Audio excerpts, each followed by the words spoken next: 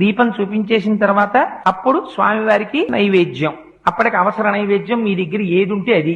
ఒకవేళ ఏదీ లేదనుకోండి, బాగా జ్ఞాపకం పెట్టుకోండి ఒక విషయాన్ని. మీరు రాత్రి ఓ అరడజన అరటిపళ్ళు తెచ్చుకుని అందులో 2 తినేశారనుకోండి, మిగిలిన 4లో ఒక పండు నైవేద్యం పెట్టకూడదు, ఉచ్చిష్టం అవుతుంది. ఇంగిలి నైవేద్యం పెట్టకండి. అదేంటంటే ఆ 4ని తినలేదు కదా అంటే కుదరదు. ఒకే అంచుకు వేలాడుతున్నటువంటి పళ్ళలో కొన్నిటిని మీరు తిని కొన్నిటిని నివేదన చేయడానికి వీలు లేదు. కానీ ఒక అరడజన అరటిపళ్ళు తెచ్చి 2 తుంపి పూజ గదిలో పెట్టి 4 పళ్ళు మీరు తింటే దోషం లేదు.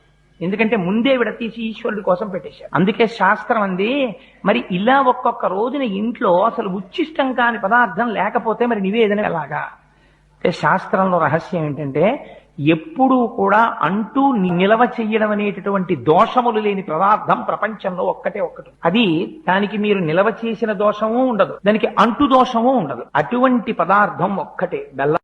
దీపం